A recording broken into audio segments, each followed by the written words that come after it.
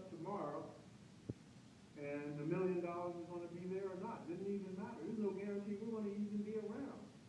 We hope we are. That's what our hope is. And so I was saying to Gene, I said, Gene, listen, we are already walking. Here we are walking right now. Let's just keep on walking. And Gene, she looked at me with a love in her heart. She said, well, she wasn't that cold.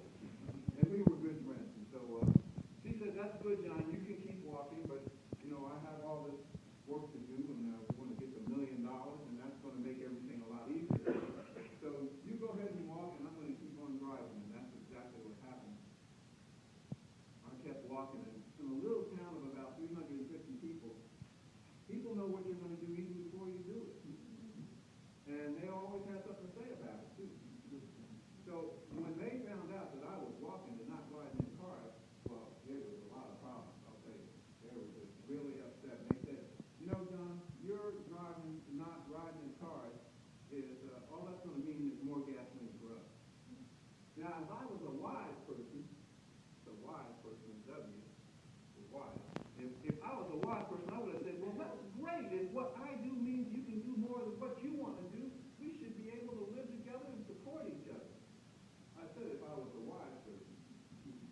Let me tell you about wise and foolish. And I started school right after high school. I started college right after high school. This is not in the book.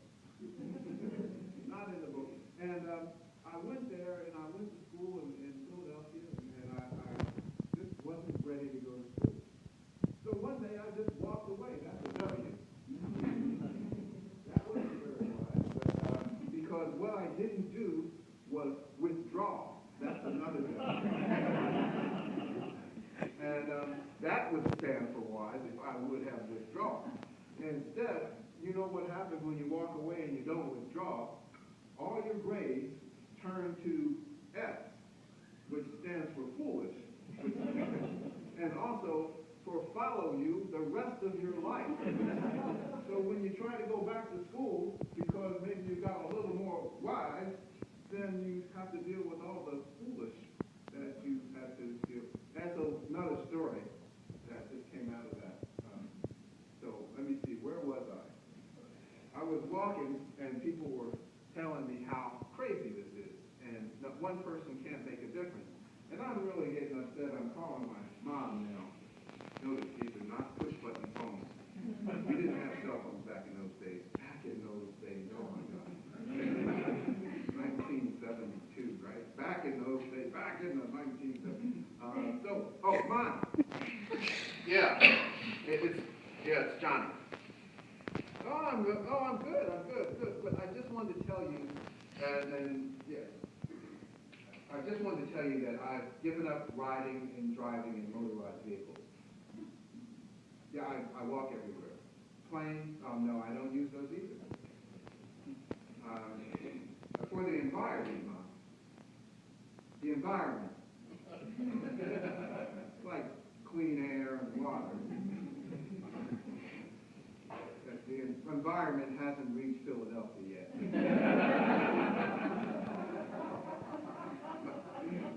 Dad? My dad wants to know why I didn't do this when I was 16. Well, I didn't know about the environment then. Okay, but I'd have to walk. It's a long walk to Philadelphia, I know. Yeah, but I'm really happy, Mom. No, I am. I'm so happy I just want to... Oh, okay. All right, bye. My mother said if I was really happy, I wouldn't have to say so. Mothers are like that. They say things. You got to be careful. So there I am walking in California. I can't get in a plane or anything like that to go visit home. And I'm arguing all the time, and so I just get so tired of arguing with my friends that, well, I happen to be reading this book called The Hobbit. And if you know about birthdays on hobbits, they don't get presents, you know. They give presents on their birthday. And that's neat. You know, your birthday comes up and you go out and give presents to other people. I thought that was pretty cool. And so I was going to give presents to my community, what could it be? Well, I was also listening to the Beatles. Now, how many people here have heard of the Beatles? Okay. That's a cross-generational thing there, right? And the Beatles had a song which used some numbers, and it was number 9, number 9, number 9. Did you hear that song? Okay, that's it. And 3 9s is 27, right? Well, I was turning 27 years old. And I told you I inhaled, right? So these numbers had significance. Oh yeah, man, you got to do something special on this birthday because 3 9s, 27. I'm going to not speak for one day. Now, I can't tell you enough that this is something that 17 years of not speaking I wouldn't do normally, because when I was in high school, I thought that I had a vocation to become a monk. You know, the guys with they had these neat robes and hoods, and priest took me to the monastery and said, "There they are, John." And I loved that. I said, "Look at those robes, man. It's cool." They don't talk. They have a code of silence. I said, "What? A code of who?" Silence. They don't talk. They can sing and pray, you know, but that's it. I said, "Oh, thanks, Father. I don't think so. My vocation, I don't really. I think that's too much for me."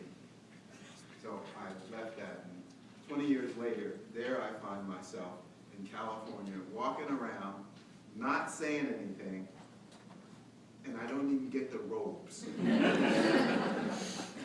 So, on my birthday, I decided I'm not speaking, and so I get up in the morning and I don't say anything, and the first thing I started learning is that I have to listen to people. I have to hear what they're saying, and I realized before I hadn't been listening. Let me tell you what I did. I would just listen just enough to think I knew what someone was going to say. Now, based on that information, or wasn't very much information, based on that, I would start thinking about what I wanted to say back to what I thought they were going to say. And I'd stop listening to them, and I'd be thinking that I was going to say this back to them so I could show them that they were wrong and I was right, or I could say it better, or I don't think they knew what the heck they were talking about, or whatever it was. And I realized that day that I had to listen, that if I had listened more, I might learn things. I might learn things that I just never would have heard before, because I wasn't listening, or that I would, stop people from saying, because it was different than what I believed. And that's funny, because if you learn something, it's probably going to be different from what you already know.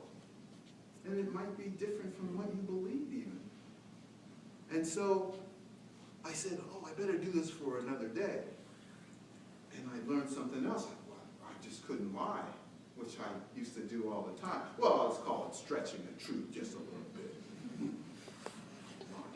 And so I couldn't do that. I said, well, that's a really good thing. I'm going to do this a little bit more. I also had a very colorful language that I could come out with, and I had certain words that I just said all the time. I don't know what they meant as I was speaking, but I just said them. I just tried to figure out how could I stop saying them, because I just had this habit of saying these words, and wow, that I stopped speaking.